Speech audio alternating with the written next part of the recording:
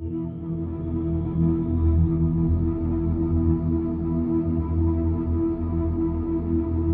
back, everybody. So my next movie review for you is definitely one of my favorites, and it is definitely up there in my all-time favorites. So The Book of Eli also stars two of my most favorite actors ever, Denzel Washington and Gary Oldman. So this movie follows a post-apocalyptic kind of world. So 30 years, it's been set 30 years after a nuclear war, and there is one man, Denzel Washington, who is marching across the ruins of, say, the US to deliver a package or humanity's hope for redemption.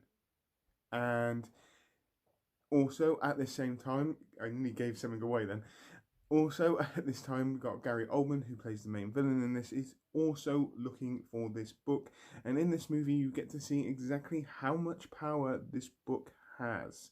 And even in real life, this book has a shit ton of power even now. And I love this movie so much. It's so much well up there. There are many reasons why I love this movie, performances being one. The storyline is not hard to follow in any way, shape, or form. Like I said, it just follows a man who's trekking across the US in a post apocalyptic world, delivering a package, and will risk death to make sure that that package gets there.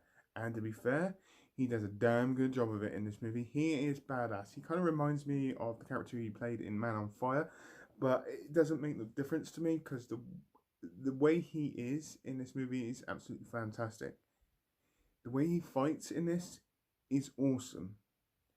The way he moves, the way he talks, the way he does everything. His performance in this is just very, very, very good.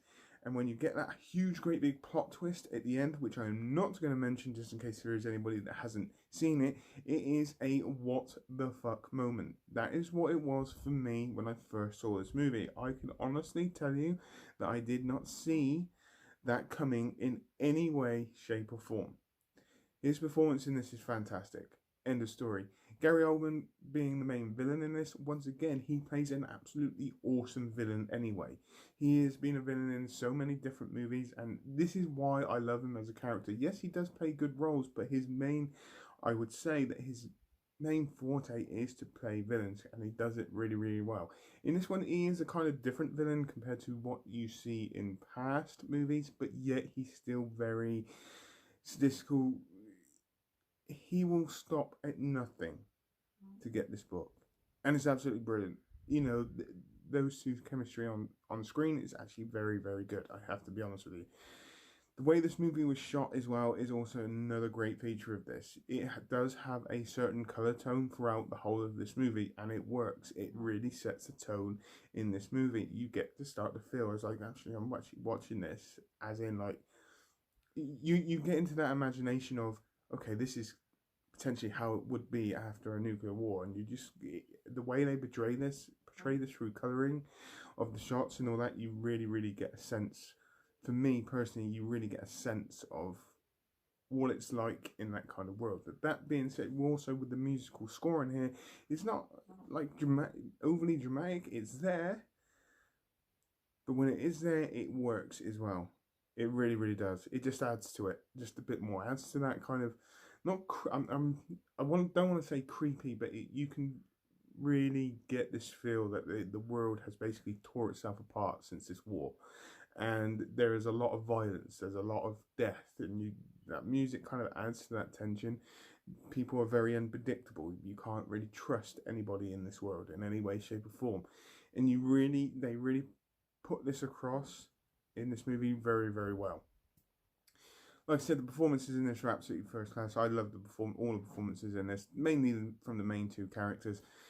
The way this was shot, the colouring in this is absolutely fantastic. The storyline is not hard to follow in any way, shape, or form, and I'm willing to bet within the first 3/4 of an hour to an hour, you will figure out what book Denzel Washington is carrying and the reason why people want this book so much.